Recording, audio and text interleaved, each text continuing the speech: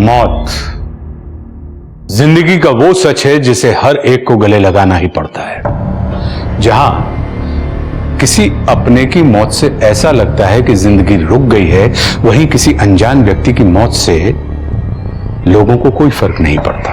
और अगर किसी की मौत से किसी को फायदा हो रहा हो तो इंसान उसे मारने से पहले एक बार भी नहीं सोचता।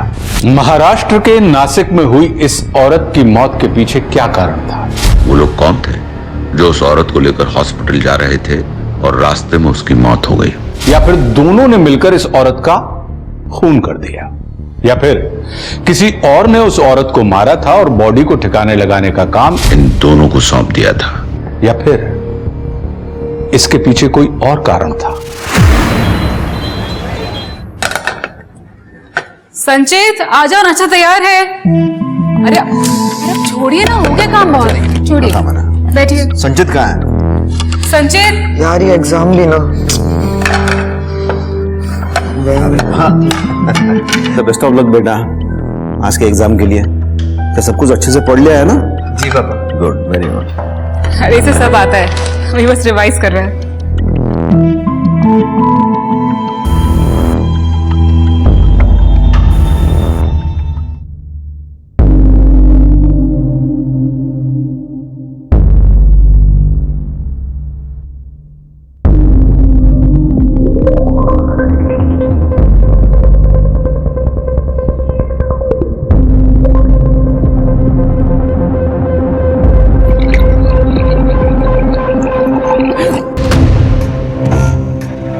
क्या हुआ? वो जूस गिरने वाला था। आराम से, कोई जल्दी नहीं है।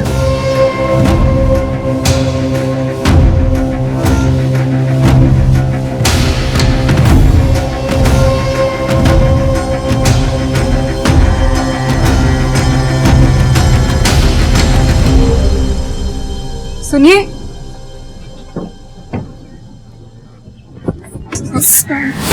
वो उस पर कोई जूस पीस नहीं गिर रहा था। वो संचित मुझे अलग तरह से छू रहा था। अच्छा, नहीं वो ऐसा नहीं है। वो अरे गलती से हाथ लग गया होगा। नहीं, गलती से नहीं, मतलब वो।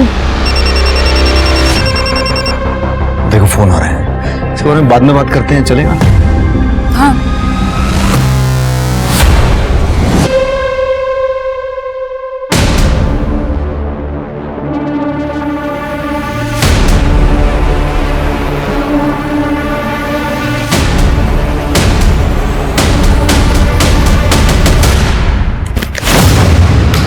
क्या ये? नहीं तेरी कुछ भी गलती नहीं तो रिपोर्ट निगेटिव कैसे आ गए? बच्चा पैदा करने के लिए दो लोग लगते हैं, हो सकता है मुझ में कोई कमी ही ना हो।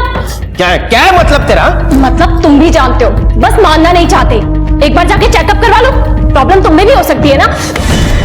हाथ मत उठाना, समझे ना? मैं डरने वालों में से नहीं हूँ। अपनी पहली बीवी को तो घर से बाहर फेंक दिया क्योंकि वो बच्चा ना दे पाई। अब मुझे फेंकने की बात करते हो। उसके बाद तीसरी बीवी लाओगे, अगर वो भी बच्चा ना दे पाई तो क्या करोगे? हाँ, मुझ में कुछ भी प्रॉब्लम नहीं, मेरा दिमाग मत चाट, पहले बोल रहा हूँ तुझे। इतने यकीन के साथ कैसे कह रहे हो? चलो चेकअप करवाते हैं, चलो ना। चलते क्यों नहीं? चलो। मेरे पीछे पड़े रहते हैं, खुद का कुछ पता नहीं है। मेरा एक कॉन्ट्रैक्ट पेपर है, साइन करने के पहले एक बार पढ़ लो। मेरे वकील ने कॉन्ट्रैक्ट पढ़ लिया है और उन्होंने मुझे समझा भी दिया है। मैं रेडी हूँ साइन करने के लिए। देखो मेघा, किसी भी कुंवारी लड़की के लिए ये करना बहुत बड़ी बात है। सोना के बाद कुछ कॉम्प्लिकेशंस की वजह से मुझे मेरा यूट्रस निकालना पड़ा, इसलिए हमें तुम्हारी जरूरत है। देखो मेघा, तो मैं कॉन्ट्रैक्ट तुम्हें एक बार रिवाइज करवाता हूँ। आशीष पाटिल और तृप्ति पाटिल के बच्चे की तुम सरोगेट मदर बनने के लिए तैयार हो, वो भी अपनी इच्छा से। जब तुम इनको इनका बच्चा दे दोगी तब वो तुम्हें फीस की तौर पे 25 लाख रुपए देंगे। क्या तुम्हें ये टर्म्स कंडीशन मंजूर है? अच्छा, वो मुझे मेरे एडवांस का पैसा आज मिलेगा क्या? ये रहा तुम्हारा एडवांस 5 लाख रुपए।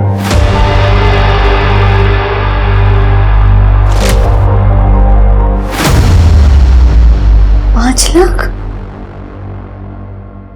आई पैसे का इंतजाम हो चुका है, तू बस हिम्मत मत हारना।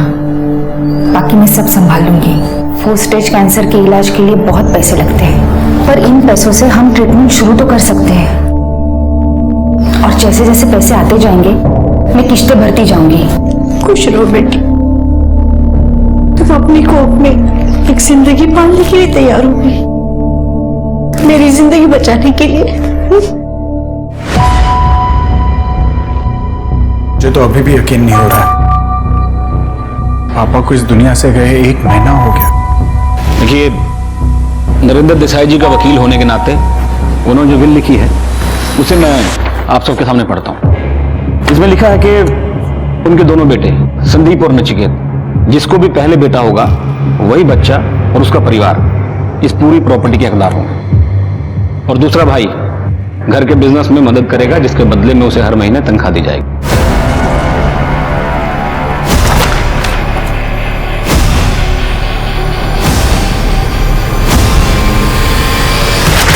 ये क्या मजाक है?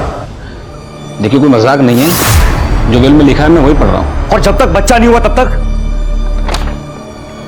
उस हिसाब से घर का बिजनेस, एसेट और बाकी चीजें दोनों भाइयों को यूज करने का अधिकार होगा, पर प्रॉपर्टी किसी के नाम नहीं होगी।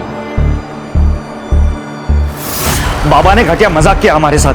मरने के बाद भी वो हमारे साथ खेल खेल रहे हैं। उन्हें अच्छी तरह से पता था कि आपकी 4 साल की शादी और मेरी 2 साल की शादी में हमें आज तक बच्चा नहीं हुआ है। इट्स ओके नचिकेत, शांत हो जा। बाबा ने जो कुछ भी फैसला लिया होगा सोच समझ के लिया होगा। कुछ भी हो, लेकिन हमें बाबा की विल को चैलेंज करना होगा। बाबा इस तरह से हमें बर्बाद नहीं कर सकते।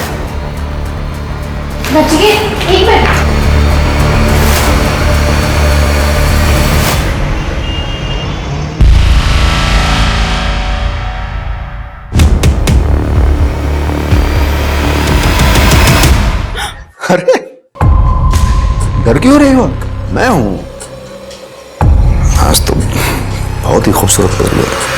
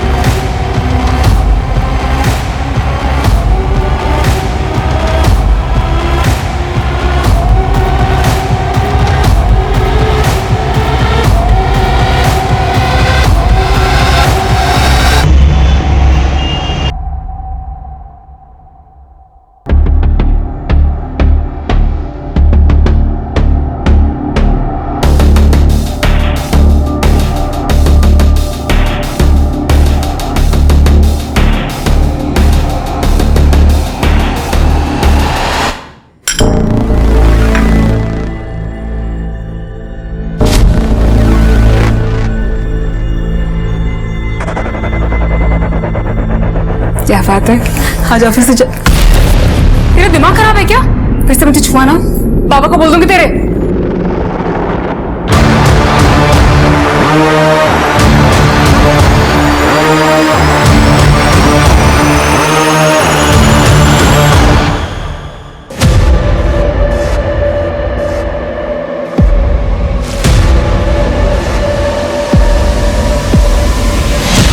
ये ले, ये क्या है? बाबा जी का दिया हुआ प्रसाद है बेटा होने के लिए।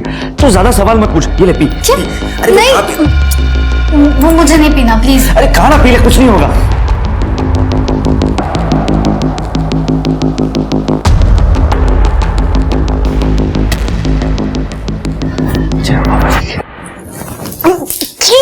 ये बहुत गंदा, मुझे नहीं पीना प्लीज। तूने बाबा जी के प्रसाद को थूक दिया, तुझे समझ में नहीं आ रहा?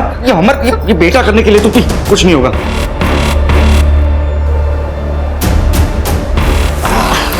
अब देखना, बेटा ही होगा।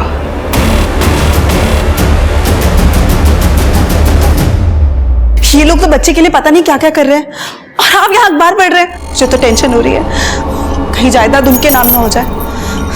मुझे नहीं रहना मैना का गुलाम बनके। तुम्हें क्या सच में लगता है कि जादू टोना और टोने टोटके से प्रेग्नेंट हो सकते हैं? अरे बाबा लोग है ना, हमारी निराशा पे शिकंजा कसते हैं। अंधभक्ति है ये सब। जिस दिन वो प्रेग्नेंट हो जाएगी ना, उस दिन मैं तुमसे पूछूंगी कि अंधभक्ति है या क्या। वो संचित कहाँ है? मेरा बेटा है वो। पापा अपने बेटों को तुमने कंट्रोल में नहीं रखा। 17-18 साल का है और इतनी गंदी गंदी हरकतें करता है। संचित ने किया क्या है? इसके खिलाफ कंप्लेंट आई है। लड़कियों को छेड़ता है, हाथ वाथ लगाता है। एक कंप्लेंट तो इसी मोहल्ले की है और दूसरी कॉलेज के बाहर से। इसके बारे में कुछ पता नहीं था और संचित ने इसके पहले ऐसा कभी कुछ नहीं किया है। पता नहीं इसके दिमाग में क्या चल रहा है। आगे कुछ कांड कर दिया तो सॉरी, मैं ध्यान रखूंगा आगे से ऐसा कुछ ना हो।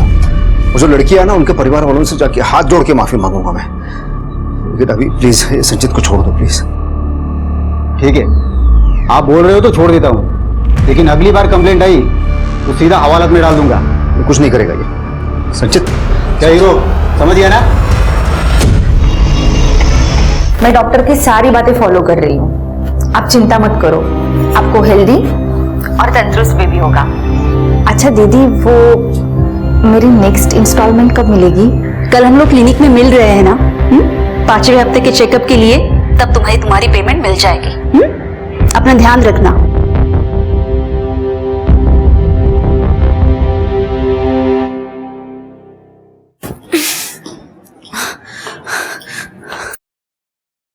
तो क्या कर रही है तू?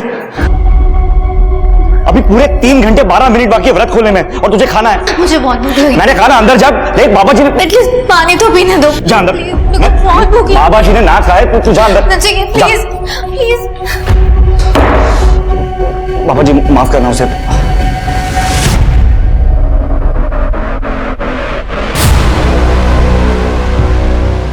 तुम बच्चे के लिए और कोई तरीका तो ट्राई नहीं कर रहे हो? कम से कम ट्राइड एंड टेस्टेड तरीका यूज कर लो।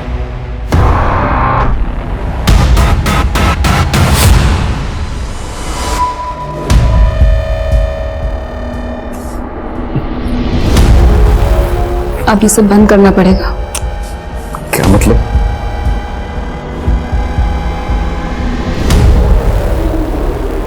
क्या है ये?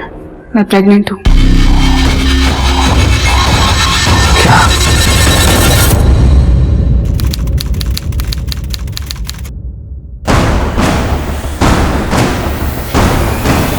सर आज सुबह एक जंगल में बॉडी मिली।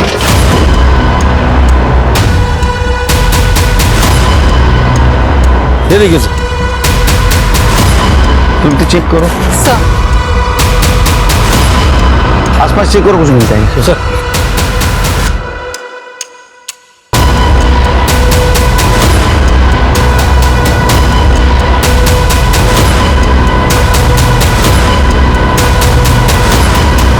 सर पूरा एरिया चेक कर लिया, पर्स फोन या आईडी कुछ भी नहीं मिला है। सर बॉडी पे कोई और घाव के निशान नहीं है, गला दबा के मारा गया है और रेप और मोलेस्टेशन के कोई साइंस नहीं है। सीसीटीवी चेक करो, आसपास पूछताछ करो, इसका फोटो सारे पुलिस स्टेशन में सर्कुलेट कर दो। सर बॉडी पोस्टमार्टम में बांटेंगे। Okay sir. बॉडी की पहचान हो गई है सर, मेघा सुतार नाम है। नाका पुलिस स्टेशन में मेघा की मां ने उसकी मिसिंग कंप्लेंट दर्ज करवाई थी। ठीक है, उसकी माँ को बुला बॉडी की पहचान के लिए। Okay sir.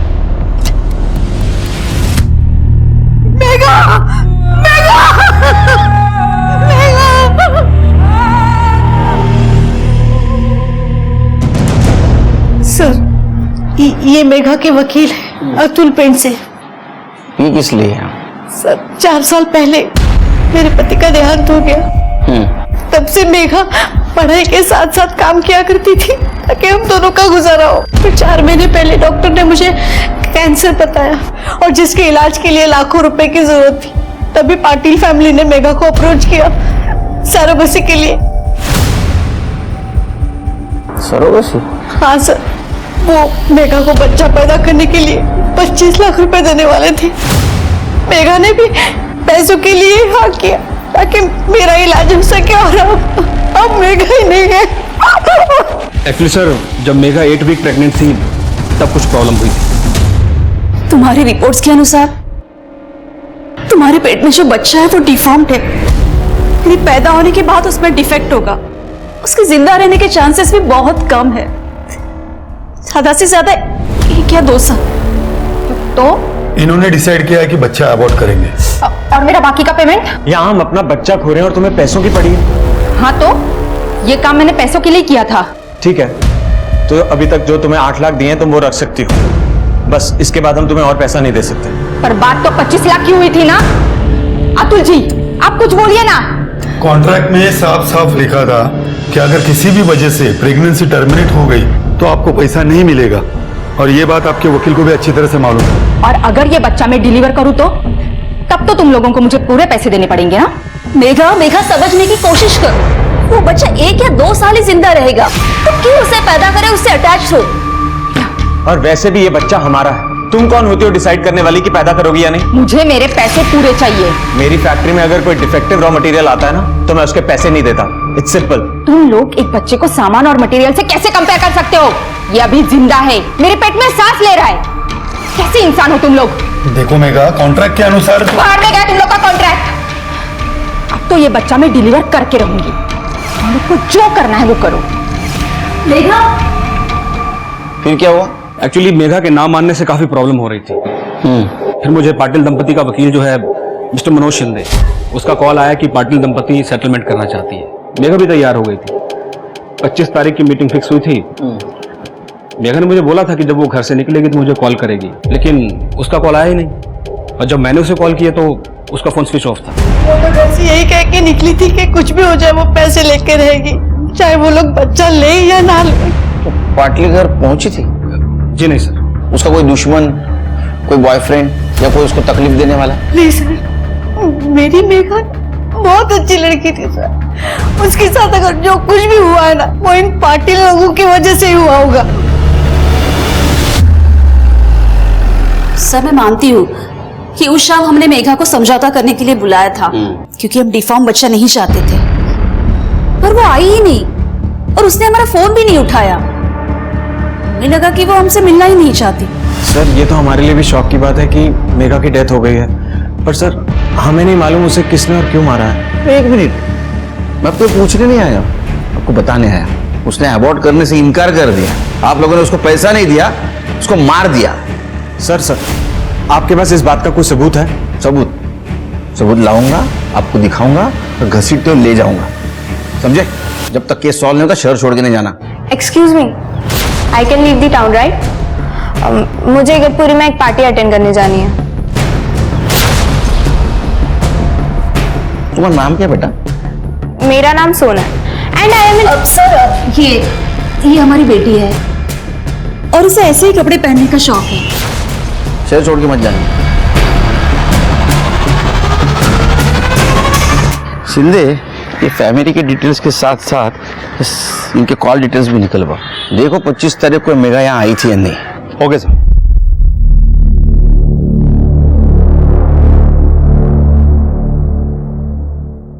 मेरा अपॉइंटमेंट है।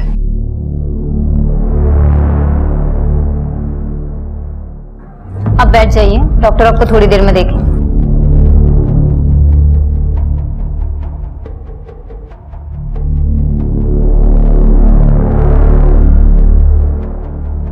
सब ठीक है? ये लड़की को मैं जानती थी। जब लास्ट टाइम मैं यहाँ पे आई थी ना तो हमारी बात भी हुई थी और इनफैक्ट हमारी ड्यू डेट भी आसपास की थी। इसका मर्डर हो गया। देवा, आजकल का कुछ पता नहीं कब क्या हो जाए। तुम मन उदास मत करो।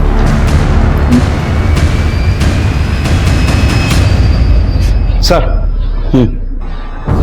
जहां पर मेघा की बॉडी मिली थी उसके पास वाली रोड का सीसीटीवी फुटेज मिला है।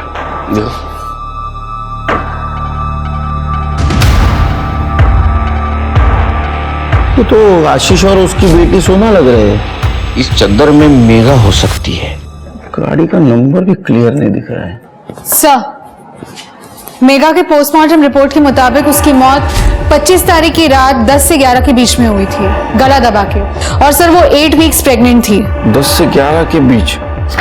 उसकी माँ का कहना था वो घर से बाहर 4 बजे निकली। मर्डर हुआ 10 से 11 के बीच। तो 6 घंटे में ऐसा क्या हुआ? वैसे उसको कोई परेशान भी नहीं कर रहा था। वो कौन से क्लिनिक में जाती थी? New maternity hospital sir. Check करो, शायद कुछ मिल जाए। यस मैम, हम लोग को पता चला मेघा के मर्डर के बारे में। बहुत अच्छी लड़की थी, सबसे अच्छे से बात करती थी, कोई प्रॉब्लम नहीं थी। और कुछ बता सकती हो मेघा के बारे में? मैम, मेरी रिपोर्ट्स आ गई क्या? हाँ मैम, आप कोमल से भी पूछ सकते हैं, वो भी मेघा से अक्सर बात करती थी। मैम, बस प्रेगनेंसी को लेके हमारी 1-2 बार बात हुई थी। पर्सनल लाइफ के बारे में ना उसने कभी कुछ बताया और ना ही कभी मैंने उससे कुछ पूछा। Okay, take care.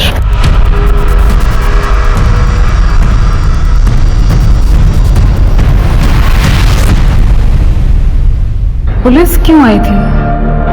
वो मेघा के बारे में पूछताछ कर रही थी।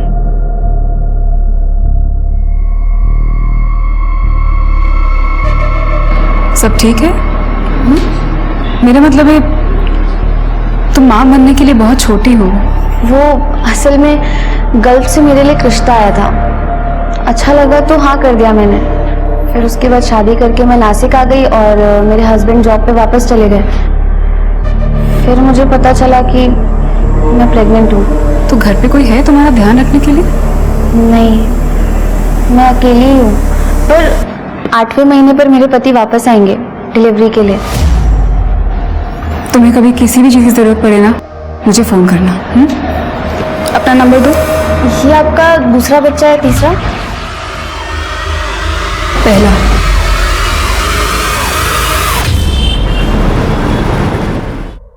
अरे अरे क्या कर रही है तू? अरे नहीं, तुझे यहाँ नहीं सुना। एक मिनट यार, आ जाओ। ये क्या कर रहे हो तुम? अरे तू ठहर जा, आजा। क्या है ये सब? बाबा ने कहा है कि आज के बाद तुम्हें यहाँ सोना होगा, हमें लड़का होगा। आजा।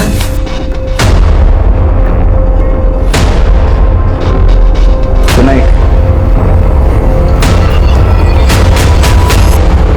सर, मेघा का बैकग्राउंड क्लियर है, जैसा कि उसकी माँ ने कहा था।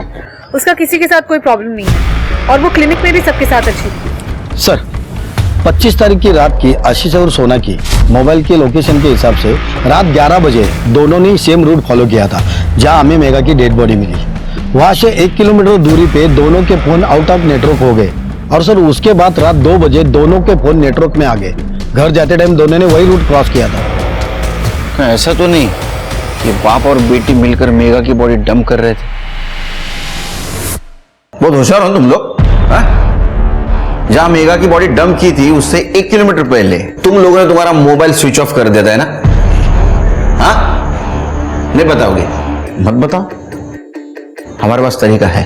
शिंदे, स्मिता, क्या है ना? सर मैं बताता हूँ। वो सोना को पब जाना और दोस्तों के साथ पार्टी करने का शौक है। वो क्या आजकल के यंगस्टर को शौक नहीं, ये तो रोग लगा है। हाँ, लेट मी स्पीक पापा। प्लीज। सर, मैं लेस्बियन हूँ और पब में दूसरी लेस्बियन लड़कियों से मिलने जाती हूँ। वैसे भी वहाँ गेस और लेस्बियन के लिए अलग से एरिया बना रखा है। और सर ये पब काफी दूर है, तो मैं सोना के साथ जाता हूँ। वहाँ बार पे बैठ के मैं 1-2 ड्रिंक ले लेता हूँ और जब सोना फ्री होती है तो उसके साथ घर आ जाता हूँ। तो पब अगर बहुत दूर है तो बाइक पे क्यों जाते हो? क्योंकि मुझे बाइक पसंद है। इनफैक्ट जब मैं अकेली भी होती हूँ तो बाइक लेके जाती हूँ। गुड, चलो मान लिया तुम्हें बाइक पसंद है। तो पब में फोन स्विच ऑफ क्यों किया था? सर वो आजकल पब में जैमर्स लगे होते हैं ना, मैं आपको पब की पूरी डिटेल्स देता हूँ, पर हमारा मेघा के मर्डर से कोई लेना देना नहीं है सर। तुम्हें क्या लगा हमारे दिमाग को जामर लगा है? हाँ? जब तक केस सॉल्व नहीं होता शहर छोड़ के नहीं जाना। डिटेल क्या है इनसे? क्या नाम है पक्का? शिंदे, पता करो ये आशीष की कहानी सच है या झूठ। अगर सच है तो फिर मेघा को किसने मारा? ठीक है सर। हाँ तृप्ति, क्या ठीक है? हम आते हैं सर। सिन्नर हाईवे पर एक औरत की लाश मिली है। आप लोग सब पीछे हटिए। चला पीछे इधर हो जाए। अरे इधर देख, चल। ये क्या है रे? मेरे साथ नहीं गई थी? हाँ, चल निकाल। सर, उम्र 25 से 30 साल के बीच में होगी। गला दबाकर मारा गया है सर। कर दे, कैसा पड़ लगा? सर कोई क्लू या आईडी नहीं मिला। बॉडी को पोस्टमार्टम के लिए भेज दो। सीसीटीवी फुटेज कलेक्ट कर। रुक जा, और एक काम करना, इसका फोटो सारे पुलिस स्टेशन में सर्कुलेट कर दे। सर जय हो बाबा जी की। ये काढ़ा जरूर असर करेगा, बाबा जी ने गारंटी दी है। बाहर में जाए तुम्हारा काढ़ा, बाहर में जाए तुम्हारे बाबा जी। पिछले 2 महीनों से प्रेग्नेंट होने के नाम पे तुमने मुझे टॉर्चर करके रखा है। अच्छा कि तुम डॉक्टर के पास क्यों नहीं जा सकते? 2 साल से हम डॉक्टर के पास जा रहे हैं, कुछ हुआ? तुम चुप रहो। क्या हुआ नचिकेत, तुम लोग लड़ क्यों रहे हो? देखो भैया, आप है ना सीधा बनने का दिखावा मेरे सामने मत करो। आप लोग भी तो कोई ना कोई दाव पेच खेल ही रहे हो ना बच्चे के लिए। ये क्या बोल रहे हो नचिकेत तुम? आपको क्या लगता है कि हम क्या बेवकूफ है? आपको भी प्रॉपर्टी चाहिए कि नहीं? ये बाबाओं के चक्कर काटने से कुछ नहीं होगा। अगर किस्मत में बेटा लिखा होगा तो वैसे ही मिल जाएगा। बिल्कुल सही कहा भैया। मैं कब से इन्हें समझाने की कोशिश करी, लेकिन समझ ही नहीं रहे। भैया भैया प्लीज आप मुझे बचा दो, मुझे नहीं पीना ये सब। ये मतलब क्या? तुझे बचा नहीं चाहिए? तो ठीक है, तो आज के बाद तू इस घर में भी नहीं रहेगी। मैं किसी और से बच्चा कर लूंगा। वैसे भी बाबा के विल के हिसाब से मुझे बेटा होना चाहिए, पर किससे होना चाहिए वो नहीं लिखा। भैया मुझे छोड़ तो नहीं देंगे ना? वो गुस्से में इसलिए वो बोल गया है, ऐसा वो कुछ नहीं करेगा। सर ये फोटो में जो औरत है ये सुगंधा है। आप बैठिए। ये सुगंधा आपकी वाइफ है? नहीं सर, ये मेरी मेड थी।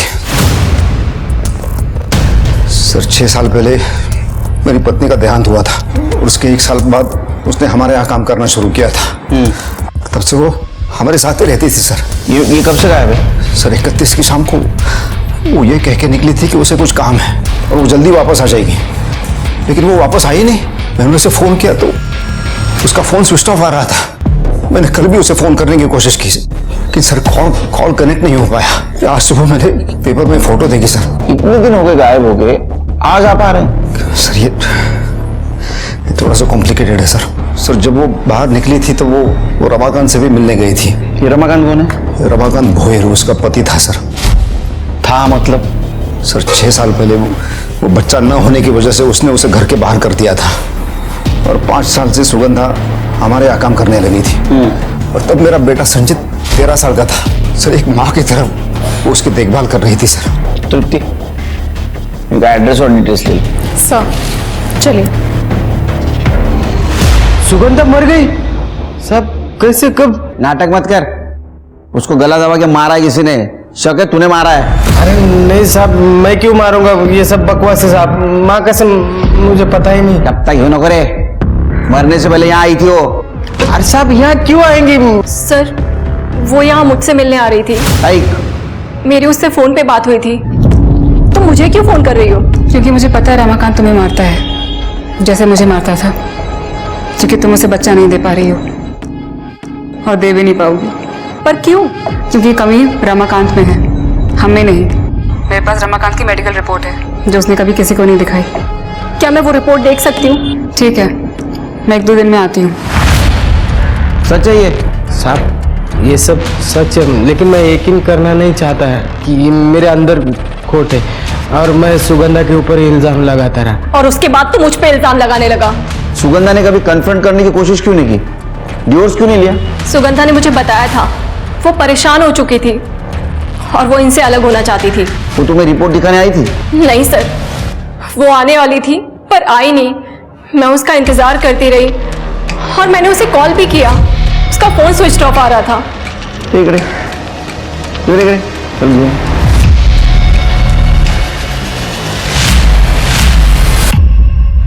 ये कौन है? साहब ये मेरा भांजा है, जरा शर्मिला है, गांव से आया नौकरी ढूंढने के लिए। शर्मिला है? हाँ हाँ। चुप चुप के क्या देख रहा था? कुछ नहीं साहब। नाम क्या तेरा? हर्षिल। हाँ हर्षिल सुनावने। पुलिस अभी तक मेघा के मर्डर को ही सॉल्व नहीं कर पाई थी और अब सुगंधा का मर्डर हो गया। दिनकर के परिवार के बारे में पूछताछ के दौरान पुलिस को दिनकर और सुगंधा के नाजायज रिश्ते के बारे में पता चला। पड़ोसियों ने बताया कि शुरू में सुगंधा दिन में काम करके घर चली जाती थी, लेकिन कुछ महीनों बाद वो अपने सामान के साथ दिनकर के घर में आके रहने लगी। सबने बताया कि दिनकर और सुगंधा पति पत्नी की तरह रहते हैं और सुगंधा संचित को अपने बेटे की तरह पालती है। पड़ोसियों के अनुसार संचित बेहद अजीब व्यक्ति था। पुलिस को पता चला कि संचित को लड़कियों के साथ छेड़छाड़ करने के जुर्म में बीट चौकी में कुछ घंटों के लिए बंद रहना पड़ा था और वहां से पुलिस को कुछ क्लू मिलने शुरू हुए। सर ये तो सेम टू सेम दिख रहा है, बस लोकेशन अलग है। सर क्या ये आशीष और सोना है? लेकिन ये लोग सुगंधा को मारेंगे क्यों? आखिर कनेक्शन क्या होगा इनका उसके साथ? और दोनों बॉडीज अलग अलग डायरेक्शन में थी। सर सुगंधा की पोस्टमार्टम रिपोर्ट। सर सुगंधा की मौत भी मेघा की तरह गला दबा के की गई थी और सुगंधा 6 वीक प्रेग्नेंट थी। किसका बच्चा था?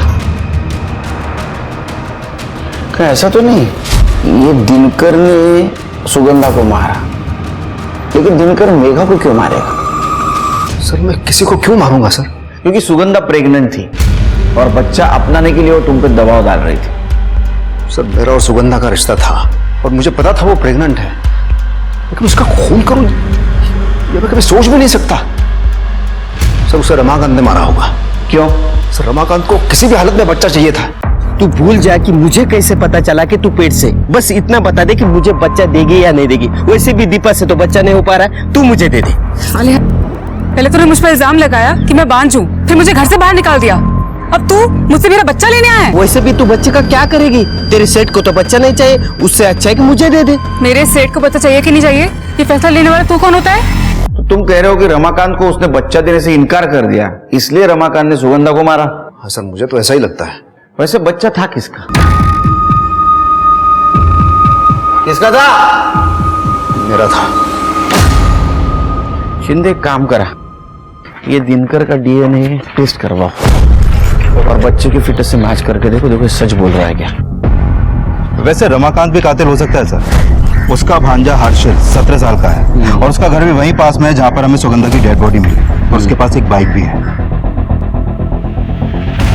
तो वैसे तो ये दिवाकर और उसका बच्चा संचित भी कातिल हो सकते हैं, इनके पास भी बाइक है। एक काम करो शिंदे, इनके सीडीआर लोकेशन निकलवा, तब तक रमाकांत से बात करते हैं। ठीक है सर।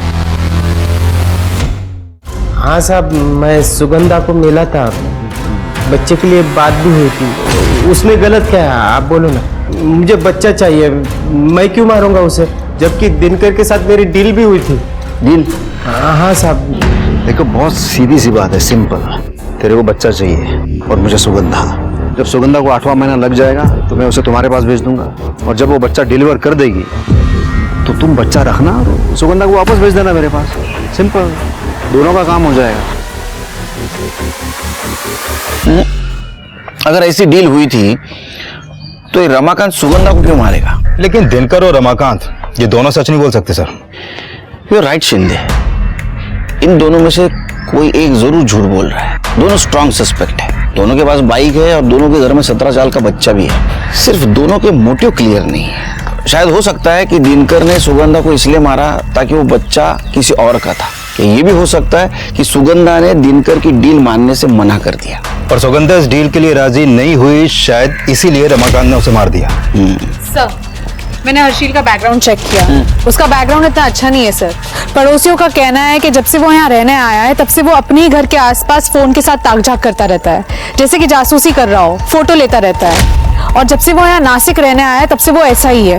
ये अजीब है सर। उससे भी ज्यादा एक और अजीब बात है, जब से वो यहाँ नासिक रहने आया है तब से उसकी फोन की लोकेशन अक्सर सुगंधा के घर के पास की भी है। अच्छा, उठाओ उसको। सर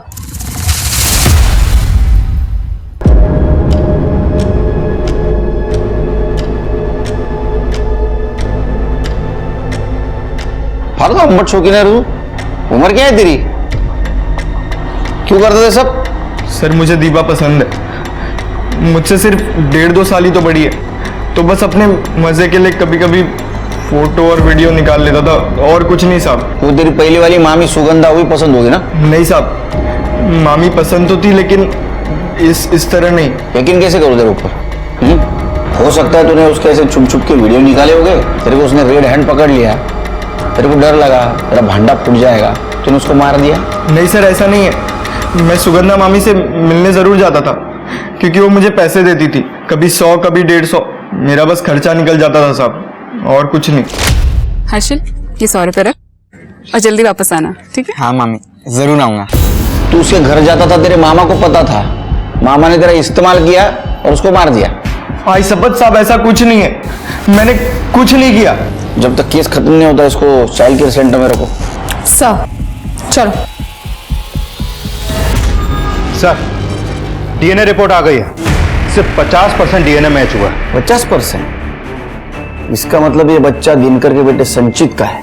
सर, दिनकर के फोन लोकेशन के अकॉर्डिंग जिस दिन सुगंधा दीपा से मिलने गई थी उस दिन दिनकर सुगंधा को फॉलो कर रहा था, और बाद में जहां हमें सुगंधा की बॉडी मिली थी वहां पे भी एक पर्टिकुलर पॉइंट तक उसे फॉलो किया गया था। एक काम करो, दिनकर और संचित दोनों को लेके आओ। हाँ सर, बच्चा संचित का ही था। कैसे लोग रहे तुम? हाँ, फिर वो शर्म नहीं आती? बाप बेटे मिलकर एक लड़की के साथ खिलवाड़ कर रहे थे। तू तो उम्र से बड़ा है ना, वो छोटा है। इसकी उम्र तू तो वह करे, हाँ? दाढ़ी करते थे क्या? सर, मैं सुगंधा से सच्चा प्यार करता था, लेकिन पिछले कुछ दिनों से संचित की हरकतों की वजह से कॉलोनी में लोग बातें बनाने लगे थे। संचित कभी भी किसी को भी छेड़ता था, और सर लोकल कांस्टेबल ने भी मुझे वार्निंग दी थी, लेकिन मेरी समझ में नहीं आ रहा था सर मैं कैसे कंट्रोल करूं। बुलाया आपने? हाँ, जाओ जाओ जाओ। अच्छा, ये तुम्हारा बेड है और तुम यही सोओगी संचित के साथ।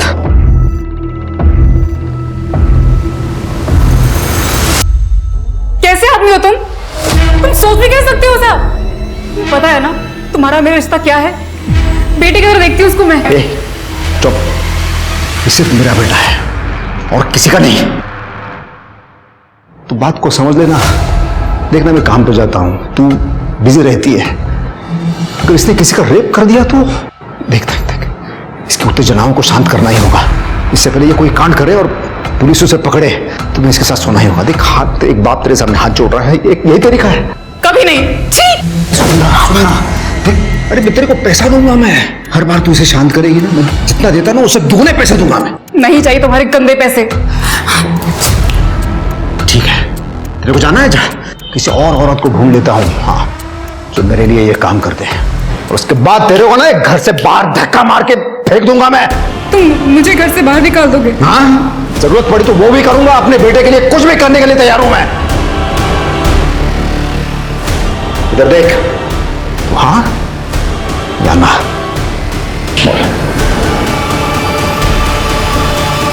फाइनली सुगंधा मान गई, तो उसके बाद संचित और सुगंधा रोजाना रिश्ता बनाने लगे।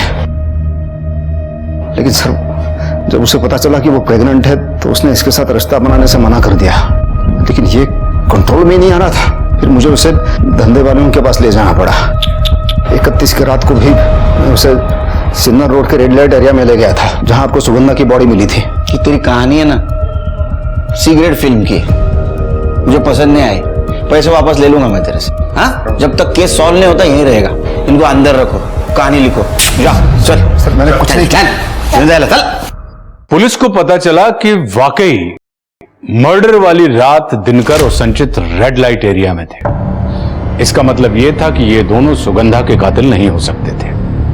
पुलिस ने मेघा और सुगंधा के घर के आसपास का डंप डाटा निकालने का विचार किया। मर्डर वाले दिन जिस समय मेघा और सुगंधा ने घर छोड़ा था और जब उन दोनों का फोन स्विच ऑफ हुआ था, डंप डाटा के आते ही पुलिस ने उनमें से एक कॉमन नंबर ढूंढ लिया जो मेघा और सुगंधा की लोकेशन के आसपास ही था। जिस दिन वो दोनों गायब हुई थी, यही नंबर न्यू मैटरनिटी क्लिनिक में भी एक्टिव हुआ था, जहां मेघा और सुगंधा अपना चेकअप कराने के लिए जाती थी। डंप डाटा में जो नंबर मिला वो किसी अननोन आदमी का नहीं, बल्कि मेघा के वकील अतुल पेंट से का था। देखो, आप लोग मुझे जानते नहीं हैं, मेरी पहचान ऊपर तक है। ऐसी ऐसी धाराएं लगाऊंगा आप पे कि आप सबका करियर तबाह हो जाएगा। अच्छा, तो तू ये जानता नहीं तेरी पहचान ऊपर तक है, मेरी पहचान ऊपर वाले से है। दिखाओ, दाखवा।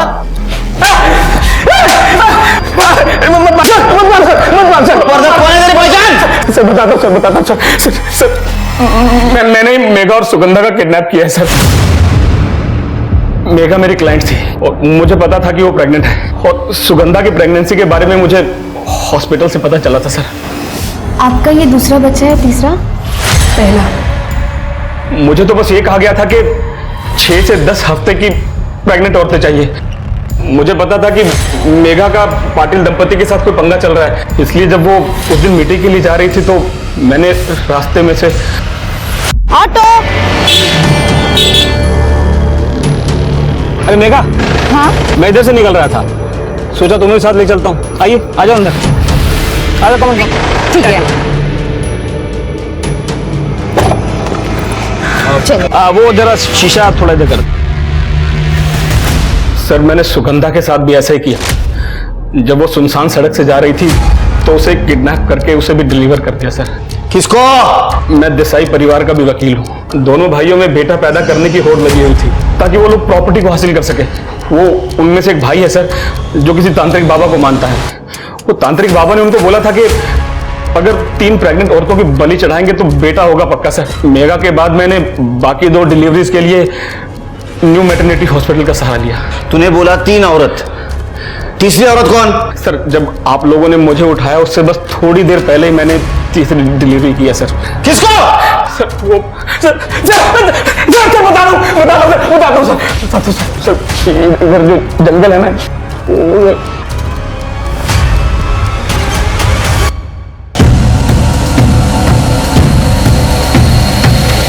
अब बलि देने का समय आ गया है।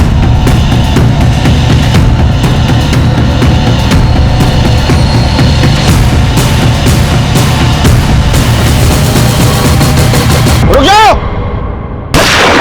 पकड़ स्मिता, एम्बुलेंस से बोलो। चल। अरे मुझे किसी ने हाथ लगा तो श्राप दे दूंगा। श्राप देगा? श्राप देगा? श्राप दे। याचा टक्कल करा आणि गाडवावरनं धिंडा काढायची। तेरा खेल खत्म। अतुल ने हमें सब कुछ बता दिया। इसके सारे सब धंधा करता था ना तू? हाँ, इस बाइक पे बॉडीज को लेके जाता था ना तू? एक बात बता, अलग अलग डायरेक्शन में क्यों बॉडी फेंकता था तू? सर बाबा ने कहा था। किसने कहा था ना तेरे को? वो सुगंधा की डेड बॉडी गलती से वहां गिर गई थी।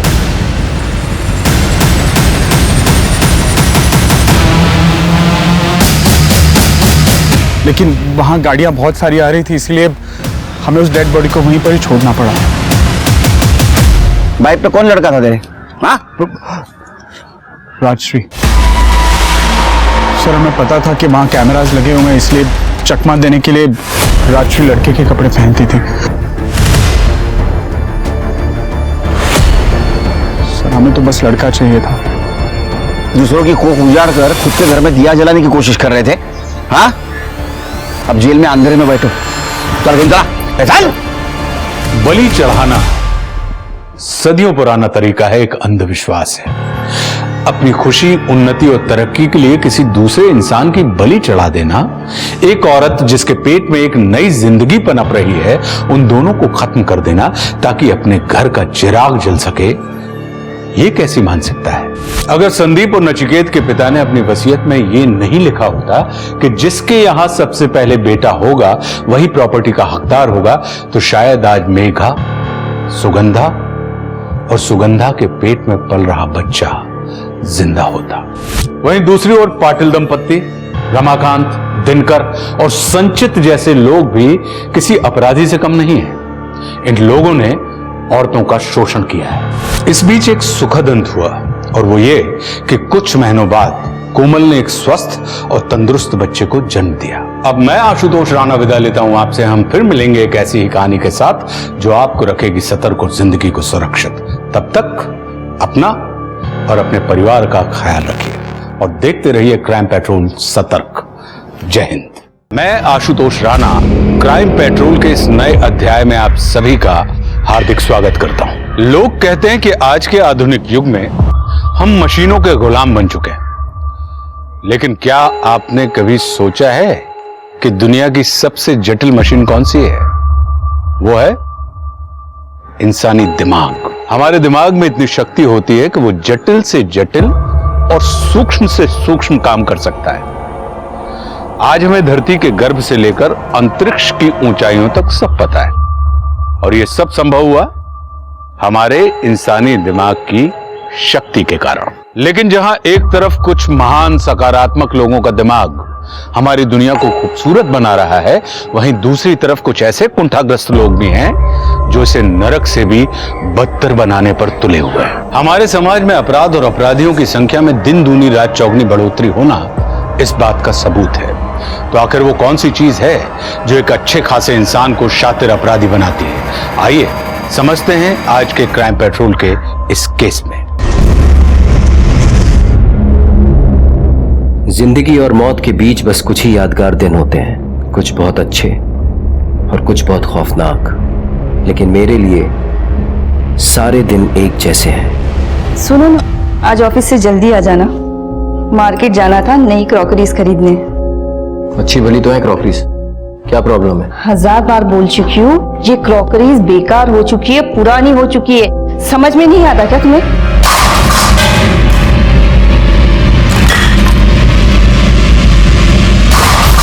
कोई भी चीज पुरानी हो जाती है इसका मतलब ये नहीं कि वो बेकार है।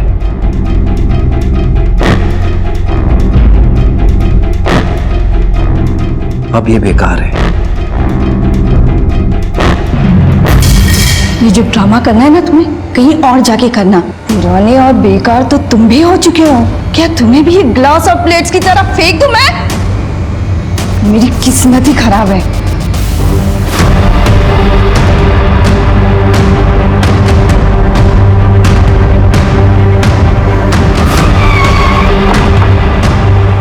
मेरा एक बहुत ही साधारण आम दिन था वो। सर आजकल है ना, कोई भी विंडो शॉपिंग में जाके अपने जूते नहीं घिसता, जस्ट अ क्लिक और घर बैठे शॉपिंग हो जाती है। सर ऑनलाइन मार्केटिंग में ही सबसे ज्यादा प्रॉफिट है। हमसे बेहतर लेदर आपको मार्केट में कहीं और नहीं मिलेगा। और सर हमारी ये जो इंडियन ट्रेडिशनल डिजाइन है ना, इसकी इंटरनेशनल मार्केट में बहुत सारी डिमांड है। और सर ये बिजनेस प्रपोजल मेरी बेटी ने बनाई है, देखिए सर एक बार। मेरी बेटी बहुत ही होनहार, मेहनती और इंटेलिजेंट है, बस थोड़ा फाइनेंस चाहिए आपसे।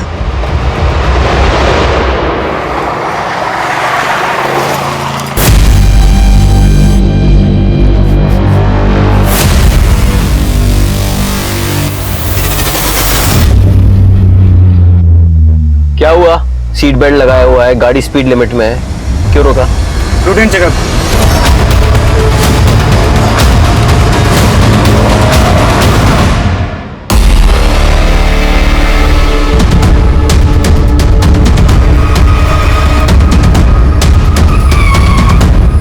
सर, कंट्रोल रूम में एक आदमी का फोन आया, उसी ने इन्फॉर्म किया।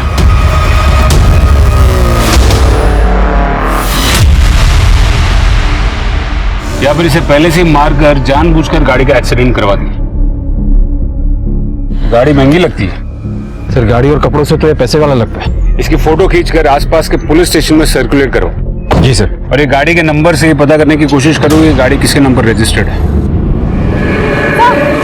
सर यहाँ देखिए,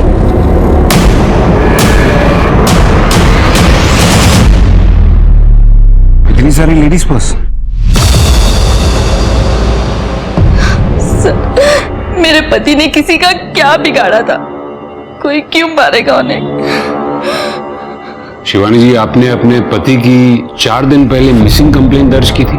जी, वो ऑफिस का कह के गए थे, लेकिन वापस घर आए ही नहीं। मैंने अगले दिन ही वाशी पुलिस स्टेशन में कंप्लेंट लिखवाई।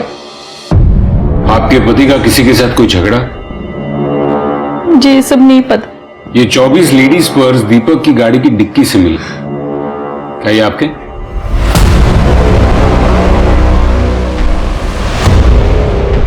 नहीं, ये पर्स मेरे नहीं है।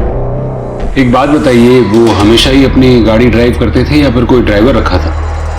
जी, हमारे एक ड्राइवर है प्रमोद, लेकिन पिछले 1 महीने से वो काम पे नहीं आ रहा है क्योंकि वो बीमार है। ठीक है, आप लोग जा सकते हैं।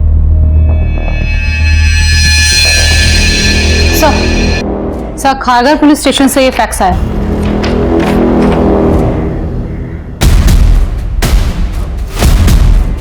ये तो दीपक का स्केच है, बस खाली मूंछों का फर्क है। आखिर ये चक्कर क्या है?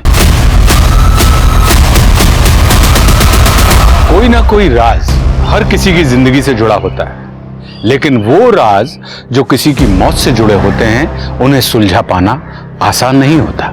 एक पुलिस स्टेशन में पुलिस दीपक के कातिल की तलाश कर रही थी, तो वहीं दूसरे पुलिस स्टेशन की पुलिस दीपक को तलाश कर रही थी, और जो इल्जाम दीपक पर लगे थे उन पर यकीन कर पाना बहुत मुश्किल था। अभी तो सिर्फ शुरुआत थी, अभी तो ये पता ही नहीं था कि और कौन कौन से राज सामने आने बाकी हैं। क्या दीदी अभी तक नाश्ता रेडी नहीं किया? कब से भूख लग रही है मुझे, जल्दी देना। अभी नाश्ता बनने में टाइम है, अभी यही खा ले। और ये क्या है? हाँ, कितनी बार बोला ये बाल छोटे करा ले, जाके कोई अच्छी सी हेयर कटिंग करा ले, वरना कोई लड़की शादी नहीं करेगी तुझसे। दीदी तुझे कुछ पता है नहीं, ओल्ड फैशन हो गई है आजकल ना, लड़कियों को ऐसे ये बड़े बाल ही पसंद है। मान लूंगी, जिस दिन अपनी नजर से देख लूंगी ना उस दिन मानूंगी। लेकिन हाँ दीदी दिखा दूंगा, पहले तेरे पति का बिजनेस तो देख लूं, समझ लूं, उसके बाद इससे भी मिलवा दूंगा। अच्छा सुन, तेरे जीजा जी को ना सर पे ताता तैयार करने की आदत है, तुझे बिल्कुल भी उनसे डरने की या दबने की जरूरत नहीं है। और तू अगर इस फैमिली बिजनेस में आया है ना तो अपनी काबिलियत की वजह से, कोई एहसान वहसान नहीं किया तेरे जीजा जी ने तुझ पे, समझा? दीदी तू और तेरा पति ना दोनों बैंग ऑपोजिट है। तू कहती है कि एहसान मत मानना, और तेरा पति है कि हर वक्त जताता रहता है कि वो मुझ पे एहसान कर रहा है। देख ले दीदी, अगर ऐसे ही चला तो मैं चला जाऊंगा, मैं नहीं रहूंगा तेरे घर में।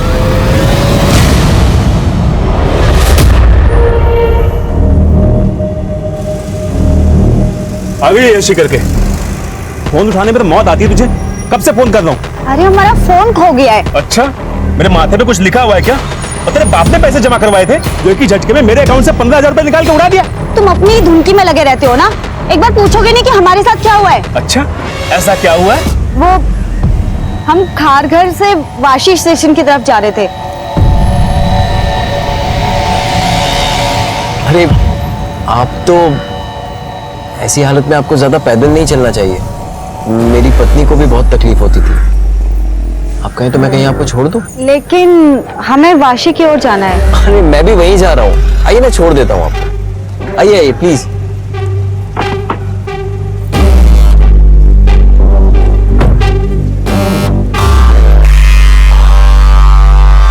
तुम्हारे जैसी खूबसूरत लड़की को इतनी तकलीफ नहीं उठानी चाहिए। अरे हम तो भूल ही गए, हमें ना पैसे निकालने हैं। क्या आप एटीएम के पास कार रोक देंगे? हाँ बिल्कुल, क्यों नहीं। अरे आप क्यों तकलीफ कर रही हैं, मैं निकाल कर ले आता हूँ, अगर आपको उस पर भरोसा है तो। ऐसी बात नहीं है, आप बहुत ही अच्छे नेक इंसान हैं। 500 रुपए निकालना है। जी, और पिन? 2211। तूने कार्ड और पिन उस आदमी को दे दिए और उसने निकाले अकाउंट से पैसे। अल्लाह कसम यही हुआ था, वो उसने कोई जादू टोना सा कर दिया था कि मैं उसकी बातों में आ गई। इतना झूठ बोलती रही औरत। हम सच कह रहे हैं, वो किसी बड़ी महंगी गाड़ी में आया था, दिखने में भी शरीफ दिख रहा था, और पैसे की खुशबू तो मानो उसके बदन से आ रही थी। अब ऐसे आदमी पे किसको भरोसा नहीं होगा? शिंदे समझ में नहीं आ रहा है, ये दीपक करमरकर इतनी बड़ी फाइनेंस कंपनी का मालिक है, लेकिन खारघर पुलिस स्टेशन के मुताबिक दीपक करमरकर ने किसी रेशमा करवे का एटीएम लेकर उसके अकाउंट से पैसे चुराए। चक्कर क्या? सर, रेशमा का पति। क्या नाम है तेरा? गणेश। गणेश, हमको ना तेरी बीवी से बात करनी। कहाँ है वो? वो तो भाग गई। भाग गई? कहाँ भाग गई? अरे हम पर क्यों बरस रहे हो? भरोसा नहीं है तो पुलिस से जाकर पूछो। हाँ हाँ, पुलिस के पास भी जाऊंगा, कचहरी भी जाऊंगा, तलाक के लिए। तलाक? इतनी सी बात के लिए? तेरा झूठ सुन सुन के थक गया हूँ, या तो तू मेरे 15,000 रुपए दे या फिर तलाक दे दे। साहब मुझे लगा एक दिन में अकल ठिकाने आ जाएगी, लेकिन वो तो गायब ही हो गई। तब मुझे लगता है ना वो उसी गाड़ी वाले के साथ भाग गई। सच बोल रहा है? सर मैं झूठ नहीं बोलता, झूठ बोले तो मेरी गली कुत्ता काट खाए मुझे। तेरी गली का कुत्ता काटे ना काटे, तू झूठ बोलेगा ना तो हम जरूर काटेंगे। फिलहाल ये शहर छोड़कर जाना नहीं, समझा ना? और तेरी बीवी रेशमा आई ना तो उसे यहाँ लेकर आना, हमें उससे बात करनी है। चल रिवर्स गियर डाल और निकल इधर से। सर, आपको क्या लगता है ये सच बोल रहा है? सुनिए, सच झूठ का तो पता नहीं है, लेकिन इस गणेश से डायरेक्टली या इनडायरेक्टली दो लोग जुड़ते हैं। एक दीपक जो मर चुका है और एक इसकी बीवी रेशमा जो भाग चुकी है। इस पर नजर रखो और रेशमा को कहीं से भी ढूंढ के निकालो और ये दीपक की गाड़ी को और मोबाइल के जीपीएस सिस्टम को ट्रैक करो और वो जहां जहां गया था वो एरियाज के सीसीटीवी कैमरा को खंगालो। जी सर। सर, दीपक के ऑफिस से पता चला है कि दीपक की कुछ दिनों पहले एक पर्स मैन्युफैक्चरर के साथ बहुत गर्मा गर्मी हो गई थी। कौन है ये लोग? I am sure mister Jain कि आपकी बेटी काफी इंटेलिजेंट है, लेकिन मैं आपकी कंपनी को फाइनेंस नहीं कर पाऊंगा। क्यों? क्योंकि आज वर्ल्ड में ज्यादातर लोग एनिमल क्रुएल्टी के अगेंस्ट हैं, जीव हत्या के खिलाफ। ऐसे में किसी प्योर लेदर के बिजनेस में इन्वेस्ट करके मैं कोई रिस्क नहीं ले सकता। ऐसे बकवास प्रपोजल में मुझे कोई इंटरेस्ट नहीं है। बहुत बड़ी गलती कर रहे हैं आप मिस्टर दीपक। आप लोग जा सकते हैं। हम लोग यहाँ बिजनेस प्रपोजल लेके आए थे, भीख मांगने नहीं, जो इतना आखड़ दिखा रहे हैं आप। पैसा होना तो अकड़ आ ही जाती है। सिक्योरिटी! मिस्टर दीपक, याद रखूंगा इस बेइज्जती को। आपकी बेटी के बिजनेस आइडिया को दीपक ने फाइनेंस नहीं किया था ना, जाहिर है एक बाप को गुस्सा तो आया होगा। आया था सर, लेकिन सर एक बिजनेसमैन अपना बदला बिजनेस में आगे बढ़कर लेता है, किसी का खून करके नहीं। तो आपकी फैक्ट्री से निकले लेडीज पर्स दीपक की गाड़ी में क्या कर रहे थे? सर आप कहना क्या चाहते हैं? मैंने सारे पर्स दीपक के कार के डिक्की में रखे, फिर उसका मर्डर किया, क्या कह रहे हैं सर आप? सर इनफैक्ट ये बैग्स हमारे कंपनी की है ही नहीं। इसकी डिजाइन्स देखिए कितनी लोकल है, ये ना आपको सड़क पे आराम से मिल जाएगी। कंगना ऐश्वर्या आलिया की पसंद, ले लो 300 रुपए 300 रुपए 300 एम 300 फिक्स प्राइस है, नो बार्गेनिंग। और ये? हाँ ये भी 300 है ना, बार्गेनिंग नहीं है मैम। अरे कल ही खरीदा मम्मी ने, प्रियंका ने अपनी शादी में पहना था ना, बिल्कुल वैसा ही है, एकदम चटक लाल, ऊपर से गोल्डन वर्क है, सिल्वर भी।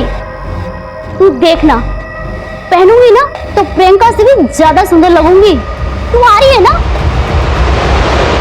ये तो दीपक की स्केच है, लेकिन ये मूंछ है, मैंने तो इतने सालों में उन्हें कभी मूंछों के साथ नहीं देखा।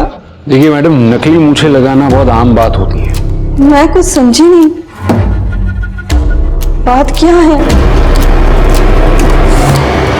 ये कैसी बातें कर रहे हैं आप? मेरे पति बिल्कुल ऐसे नहीं थे। अरे उनका मर्डर केस सॉल्व करने के बजाय आप लोग उस पर घिनौना आरोप लगा रहे हैं।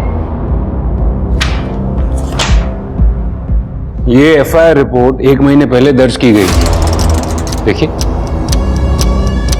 शिवानी जी, हर इंसान के अलग अलग रूप होते हैं। क्या आपके पति दीपक की जिंदगी का ऐसा कोई पहलू था जो शायद छुपा कर रखते हो?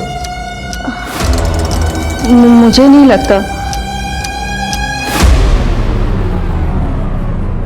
अरे आप लोग यहाँ क्या कर रहे हैं? मैंने मना किया था ना कमरे से बाहर निकलने के लिए। चलिए अंदर जाइए, अंदर जाइए।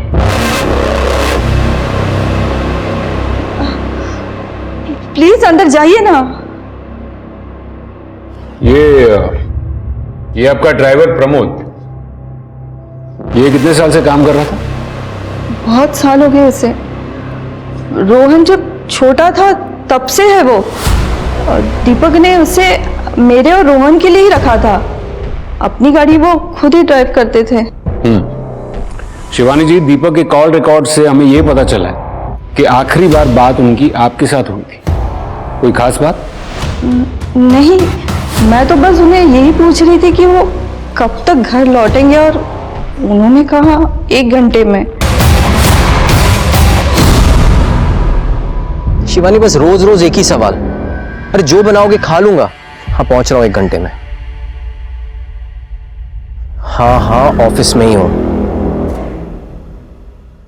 आ रहा हूं ना, रखो अभी।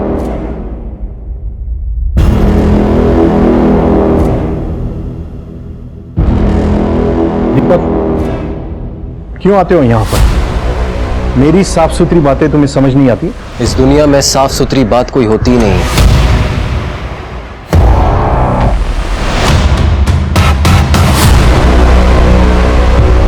ए जीजू, और क्या चल रहा है?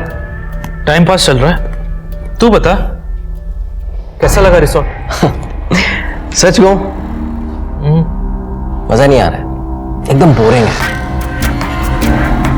अच्छा, और बोरिंग क्यों लग रहा है तुझे?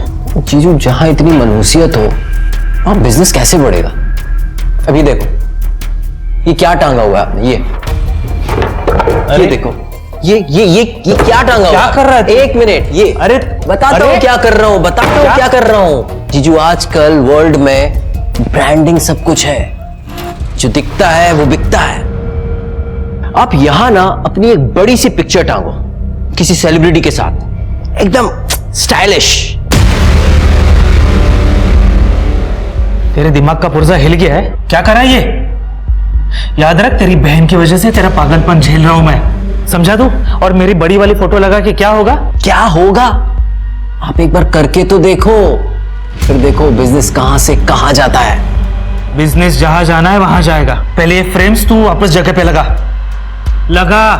जीजू, मैं ना एक फोटोग्राफर लेके आता हूं, पिक्चर तो आपकी लगाऊंगा मैं। रेडी रहना। सर, हमने दीपक के ऑफिस के सारे पेपर्स और बाकी के रिकॉर्ड्स भी चेक किए, पर ऐसा कोई भी एविडेंस नहीं मिला जिससे कि साबित हो सके कि वो पर्स स्मगल किए गए। सर, दीपक के कांटेक्ट में किसी सस्पिशियस पर्सन का नाम भी नहीं। उसका ड्राइवर प्रमोद, उसके बारे में कुछ पता चला? हाँ सर, हम उसके गांव गए थे, उसकी डेथ हो चुकी है सर। व्हाट? हाँ सर, एक बीमारी के चलते काफी पहले उसकी डेथ हो चुकी है। वैसे सर, क्राइम स्पॉट के आसपास की सीसीटीवी फुटेज मैंने मंगवाई है, पर ट्रैफिक डिपार्टमेंट की तरफ से थोड़ा टाइम लग रहा है। ठीक है, मैं कमिश्नर के ऑफिस से फोन करवाता हूँ। सर एक अच्छी खबर है। सर, हमें दीपक की कार में से जो बैग्स मिले थे, उनमें से 2 के बोनाफाइड सीरियल नंबर से पता चला है कि वो क्रेडिट कार्ड से खरीदे गए थे, अनीता कश्यप और श्रेया खट्टर के नाम से। उन दोनों से पूछताछ करो और उनसे पता करो कि उनके पर्स दीपक की गाड़ी में क्या कर रहे थे।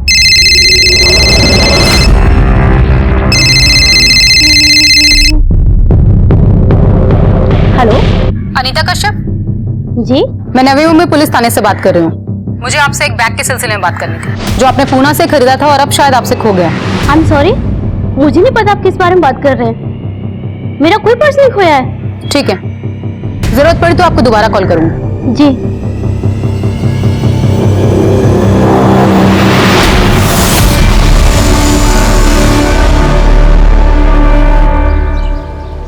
Hello sir.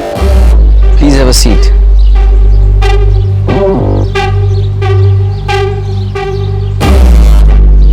सीवी लाई हो? जी सर। मेरा एक फैमिली बिजनेस है, मैं अपने बिजनेस को रिवाइव करके रीलॉन्च करना चाहता हूँ। आई होप तुम बड़े अकाउंट्स हैंडल कर पाओगे। जी बिल्कुल सर।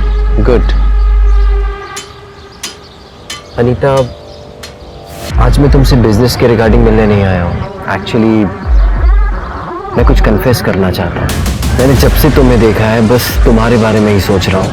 मैं तुम्हें और अच्छे से समझना चाहता हूँ, जानना चाहता हूँ, एक अच्छे दोस्त की तरह।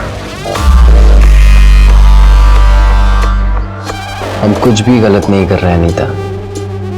कुदरत ने मर्द और औरत को बनाया ही ऐसे है।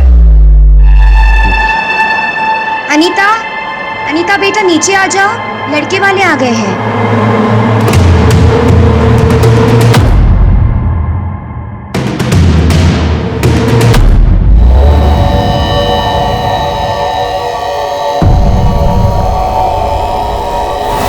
सर, भाई अनीता कश्यप से बात हुई है, उसका कहना है कि उसका कोई पर्स चोरी नहीं हुआ। हाँ, लेकिन खरीदा तो उसी के कार्ड से गया था ना। जी सर, मुझे लगता है कि वो जरूर कुछ छुपा रही है। ठीक है, उसकी सारी डिटेल्स निकाल। और वो दूसरी लड़की श्रेया खट्टर, उसका क्या हुआ?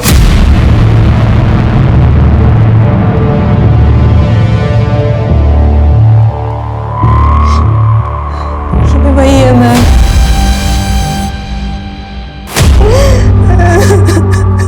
दीपक? पर सर, उसने तो मुझे अपना नाम केशु बताया था। मैं उसका चेहरा कभी नहीं भूल सकती। मैंने उससे सच्चा प्यार किया था सर। लगता है ये दीपक नाम बदल कर सारे क्राइम्स करता था। कहाँ मिली थी तुम उसे? सर, वाशी मॉल में। मैं वहां पर एक सेल्स गर्ल का काम करती थी। सर, मुश्किल से 1 हफ्ते बाद ही उसने मुझे शादी के लिए प्रपोज कर दिया था। हम 1 हफ्ते की छुट्टी के लिए गोवा गए थे। सर, सब कुछ मेरे लिए सपने जैसा था, लेकिन सर सपने तो टूट जाते हैं ना। और ये मुझे गोवा में छोड़कर कहीं गायब हो गया। कितने साल पहले की बात है ये? सर, करीबन 1 साल हो गया। मुझे उसके साथ बिताया हुआ हर पल अच्छे से याद है। सर, उसने मुझसे जबरदस्ती अपने लिए एक महंगा मोबाइल खरीदवाया। लेकिन हमें तो एक भी मोबाइल नहीं मिला।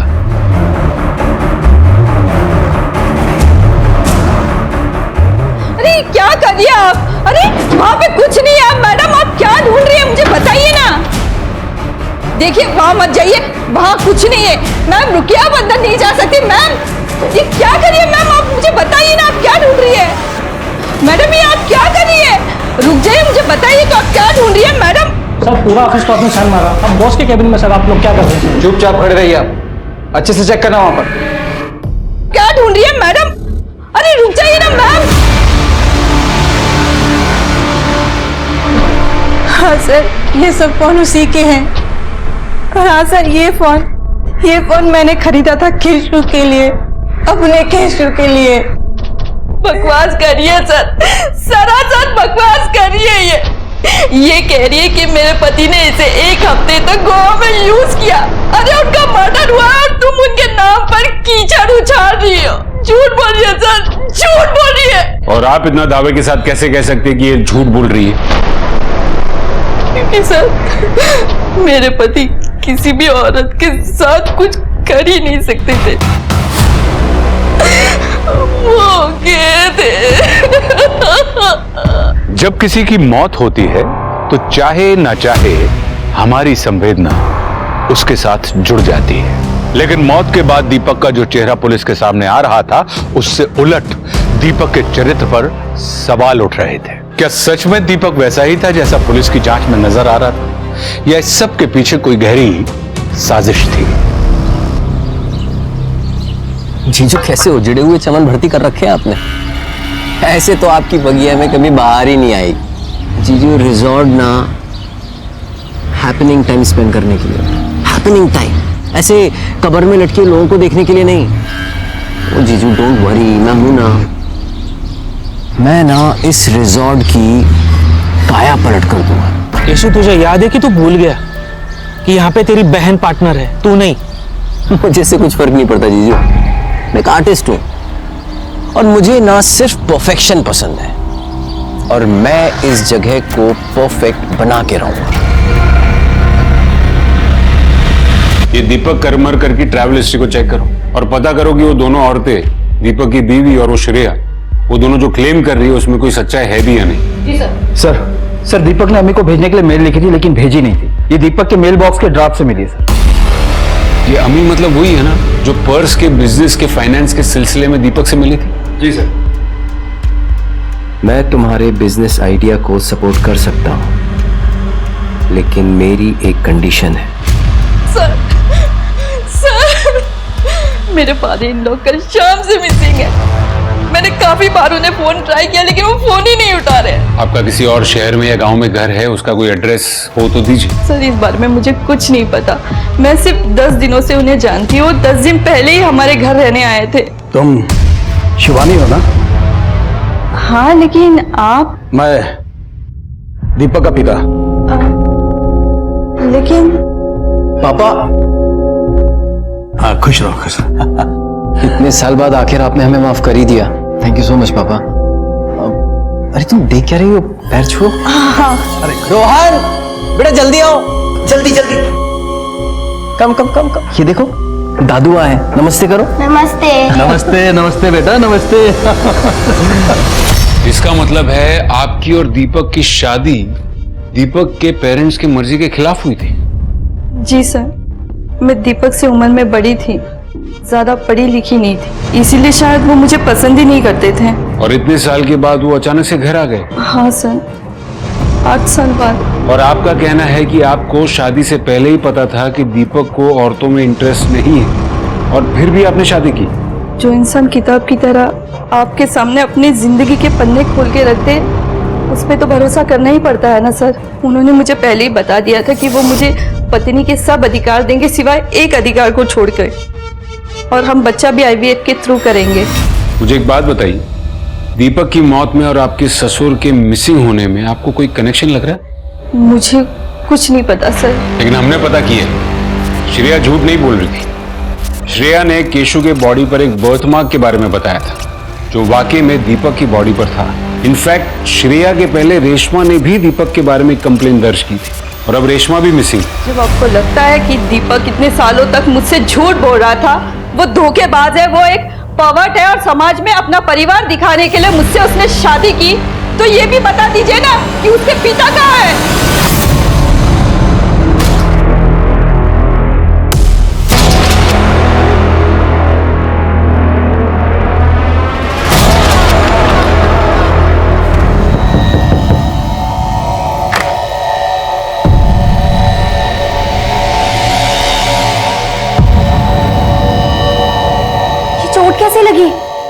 किसने किया ये सब? अपने पति से पूछ।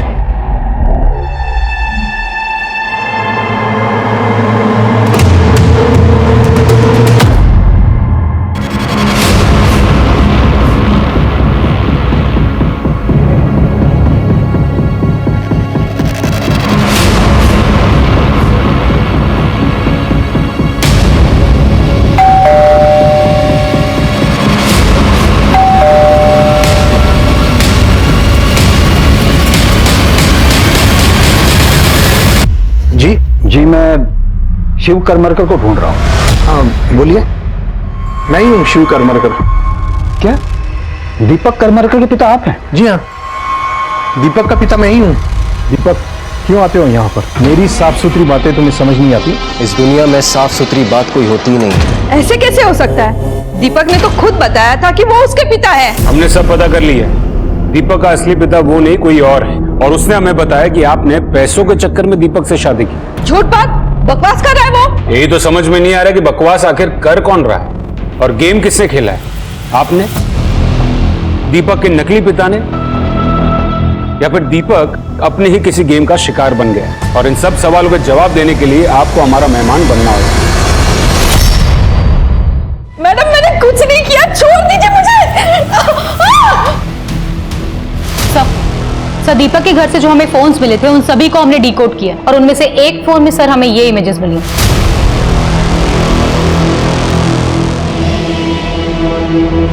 अवनी, इन सारे इमेजेस के सोर्सेज निकालने होंगे। जी सर, ट्रैफिक डिपार्टमेंट की तरफ से सीसीटीवी फुटेज आई।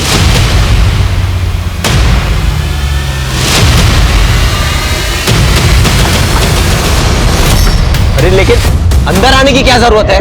बात करो ना बाहर से। उतरो, गाड़ी से उतरो। देखो, क्या चाहिए तुम्हें? गाड़ी चला। देखो, अगर तुम्हें पैसे चाहिए मैं जितना बोलोगे उतना दूंगा। चाकू उठाओ। बोलो ना, गाड़ी चला।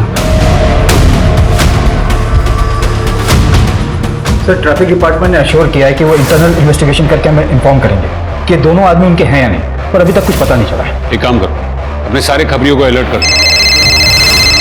हो सकता है कि नकली ट्रैफिक पुलिस वाले भाड़े के कॉस्ट्यूम लिए। आसपास के एरिया के सारे कॉस्ट्यूम वालों से भी पूछताछ करो। जी सर। हेलो, क्या?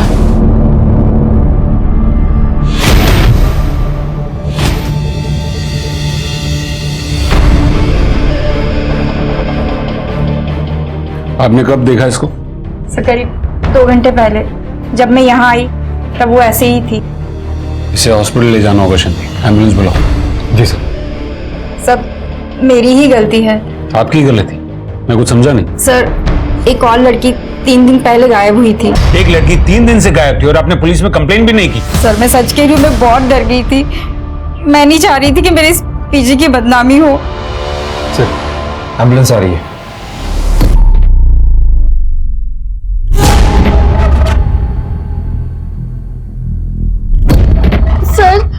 मेरी फैमिली को इसके बारे में कुछ भी पता नहीं चलना चाहिए सर। अगर उन्हें पता चल जाएगा तो वो मेरी पढ़ाई लिखाई सब बंद करवा देंगे। तुमने उस बंदे की शक्ल देखी थी? नहीं सर, उसने मास्क पहना हुआ था। आज की सबसे बड़ी खबर, एक बहुत बड़ी फाइनेंस कंपनी के मालिक दीपक करमरकर की कुछ दिन पहले हत्या कर दी गई थी, लेकिन असल जिंदगी में वो विक्टिम नहीं, एक क्रिमिनल थे। इसी के साथ आपको बता देते हैं कि एक और बड़ी खबर आई है नवी मुंबई से 2 लड़कियों के रेप होने की। आखिर मुंबई जैसे शहर में डबल रेप, कहाँ गया प्रशासन जिन्होंने ये दावा किया था कि लड़कियां मुंबई में सुरक्षित है? आइए जानते हैं कि अपोजिशन पार्टी का सर एक और लड़की की रिपोर्ट आई है जिसे मार्केट एरिया में टारगेट किया गया। मॉडस ऑपरेंडी यहाँ की क्राइम से मिलती जुलती है। पहले लड़की को प्यार में फंसाया, फिर होटल में ले जाकर ब्रूटली रेप किया। लड़की का कहना है कि लड़का क्लीन शेवन था और उसने कैप पहन रखा था। लेकिन सर इस बार ये कांड नवी मुंबई में नहीं, बैंगलोर में हुआ है। बैंगलोर में? हाँ सर, हो सकता है कोई कॉपी कैट हो। वहां की कोई सीसीटीवी फुटेज मिली? हाँ सर मिली है, पर क्लियर नहीं है।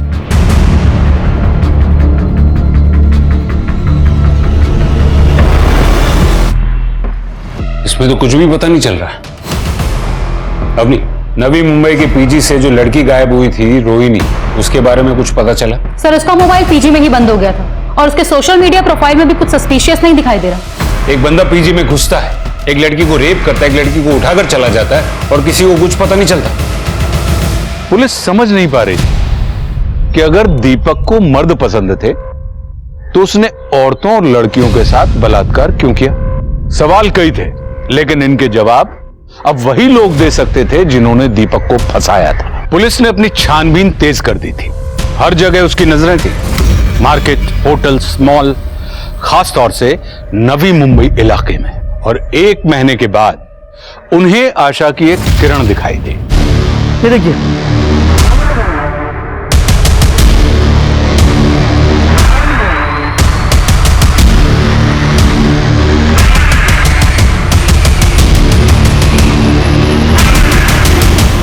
It's confirm sir.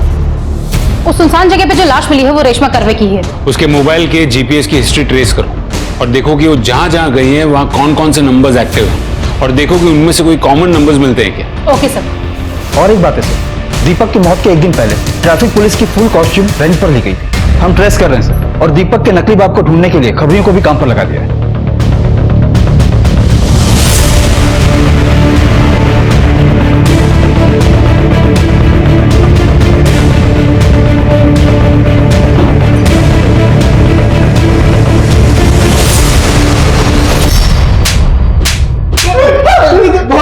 चल बोल। सर हमने कुछ नहीं किया सर, हमने नहीं मारा सर, दीपक को नहीं मारा सर। दीपक को कैसे जानते थे? सर वो हम लोग एक होमोसेक्सुअल हनी ट्रैपिंग रिंग से जुड़े हुए थे सर।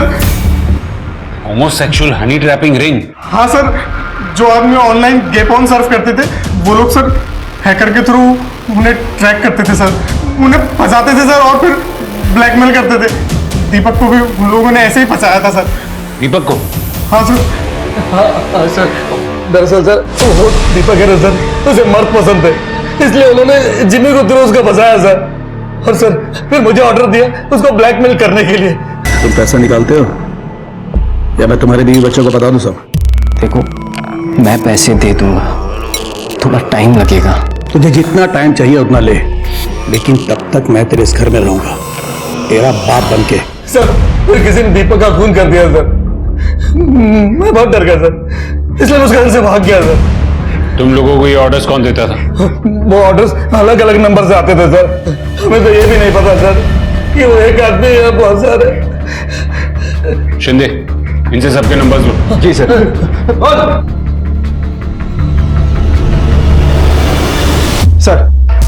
सर जिम्मी और उसके साथी ने हमें 18 नंबर्स दिए हैं, इसमें से बहुत से नंबर इंटरनेशनल्स हैं जो कि वीपीएन के थ्रू कनेक्ट होते हैं। कुछ नंबर बंद हैं, लेकिन कुछ नंबर सर उस एरिया में भी एक्टिव थे जहां से हमें रेशमा की बॉडी मिली। शिंदे, ये 2 नंबर्स देखो, ये दोनों नंबर्स दीपक और रेशमा दोनों के केस को कनेक्ट कर रहे हो, ऐसा मुझे लग रहा है। हो सकता है कि इन्हीं 2 नंबर्स से दीपक को ब्लैकमेलिंग के कॉल्स आते होंगे, और यही 2 नंबर्स जहां से रेशमा की बॉडी मिली वहां पर एक्टिव है। सर एक बात समझ में नहीं आ रही है, ये ब्लैकमेलर्स आदमी को शिकार बनाकर उनसे लाखों रुपए ऐंठते थे, तो सर सिर्फ 15,000 रुपयों के लिए एक प्रेग्नेंट औरत को किडनैप करके क्यों मारेंगे? सर हो सकता है कि इस केस से और भी रेप और किडनैपिंग के मामले जुड़े हों और ये दीपक उसी ग्रुप का कोई हिस्सा हो। शिंदे, जितने नंबर्स बंद आ रहे उसके बारे में भी जितना पता कर सको वो करो। और वो अनीता जिसने क्रेडिट कार्ड चोरी होने की 1 महीने बाद कंप्लेन की, उससे तो घुमा फिरा कर पूछो। मुझे डाउट है कि वो कुछ ना कुछ जरूर छुपा रही है। और वो श्रेया जिसने अपनी पहली कंप्लेन में यह कहा था कि दीपक ने नाम बदलकर उसे फंसाया था, इन दोनों से बराबर पूछताछ करो, जरूर कुछ ना कुछ मिलेगा।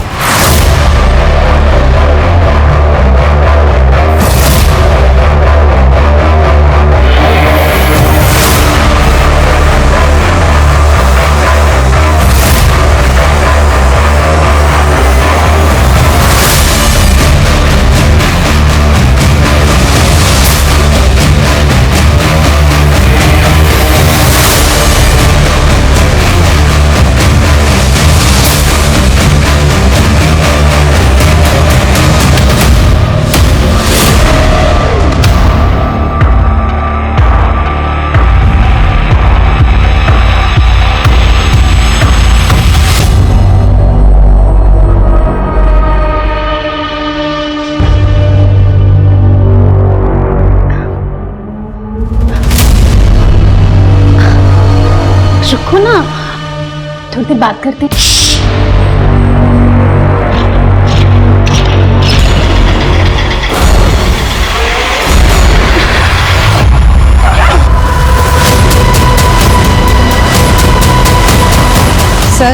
मैं अपनी बात से कभी नहीं मुकरी।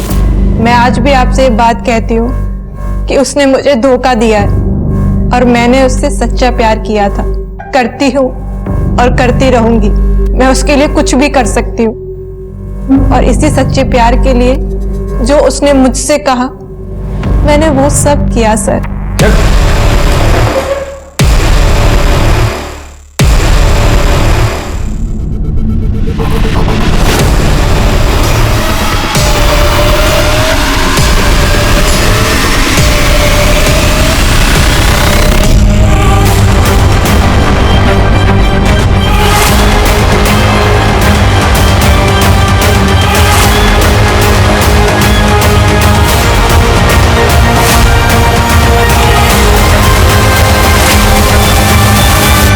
पेशू Ranganathan, mastermind with criminal mentality. तुम्हें देखकर मुझे अफसोस होता है। एक जीनियस स्टूडेंट रह चुका है, एमबीए किया है और कॉलेज से हैकिंग शुरू कर दी और अपनी सबसे बड़ी गेम खेली तूने अपने हमशक्ल दीपक करमरकर को मारकर। क्यों किया ये सब? तो मैंने मजाक मजाक में हैकिंग के थ्रू ये गे लोगों को ट्रेस करना शुरू कर दिया जो कभी भी अपनी आइडेंटिटी रिवील नहीं करते। लेकिन बाद में समझ में आया कि इससे तो मैं काफी पैसा कमा सकता हूं। दीपक को भी मैंने ऐसे ही अपना शिकार बनाया था और शिकार बनाकर मार दिया। आर्टिस्ट हूं मैं सर, आर्टिस्ट। किसी को भी अपने काबू में कर सकता हूं। और ये जो लड़की लोग होती है ना सर, ये ना बहुत बेवकूफ टाइप की होती है। Don't mind madam, but that's the truth. इनसे आप थोड़ा सा बाबू शूना हनी बोल दो, मक्खी की तरह चिपक जाती है। पर क्या करें सर, बॉडी को जो चाहिए तो चाहिए। तो पहले थोड़ा सा मुंह लगा लो और फिर जब चिपकने लगे ना तो दूसरे शिकार की तरफ शिफ्ट हो जाओ। बस सिंपल है।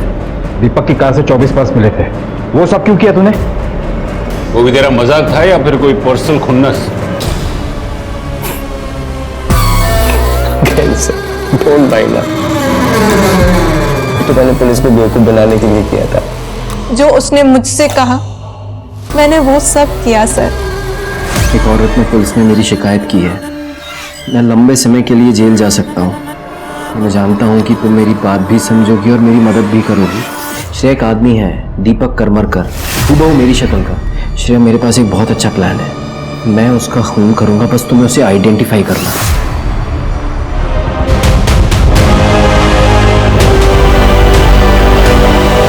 सर, आप लोग ना मुझे कभी पकड़ नहीं पाते। वो तो मुझे उस सर फिरी लड़की रेशमा ने फंसा दिया। या तो हमारे पैसे अभी के अभी हमें वापस कर दो, या हम तुम्हारी कार का नंबर पुलिस को देके आ रहे हैं। और तुम्हारा ये हुलिया तो हम पहले ही पुलिस को बता चुके। तुमको पैसे चाहिए ना? मैं अभी तुम्हारे पैसे ला कर दूं। रुको, 2 मिनट लगेंगे। तो अब तक कितनी औरतों को बेवकूफ बनाकर उनका रेप कर चुका है? 1 मिनट सर।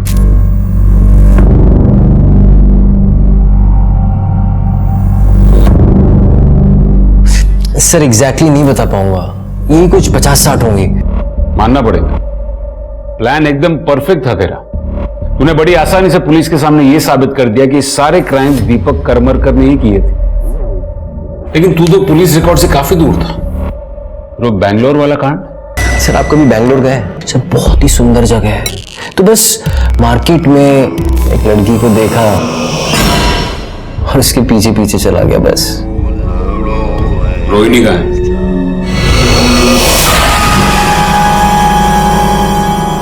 क्या हुआ? वो पीजी का double rape case, Sonia, Rohini को तूने ही उठाया था ना? कहाँ है रोहिणी?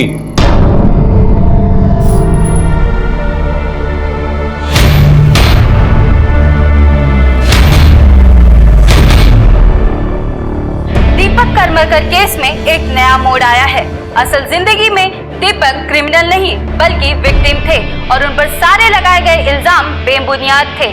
जितने भी क्राइम हुए थे वो दीपक ने नहीं बल्कि उसके हमशक्ल केशु ने किए थे। शिवानी जी, हमें माफ कर दीजिए। मैं जानता हूं कि हमारी वजह से आपके परिवार की काफी बदनामी हुई है, लेकिन कई बार झूठ की परतें खरोचते वक्त हम पुलिस वालों से भी गलती हो जाती है। We are very sorry.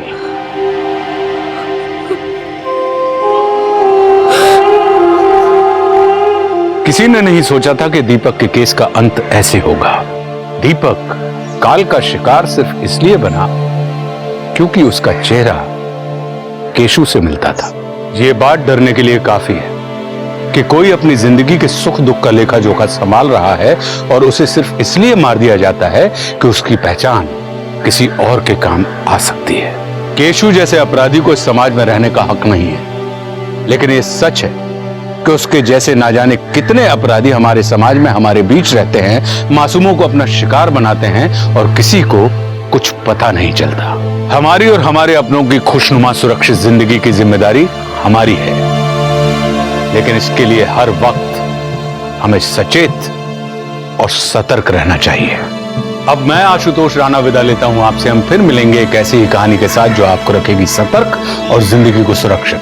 तब तक अपना और अपने परिवार का ख्याल रखिए और देखते रहिए क्राइम पेट्रोल सतर्क। जय हिंद। इस तरह के और भी एपिसोड देखने के लिए हमारे चैनल को सब्सक्राइब करें और बेल आइकन दबाना ना भूलें।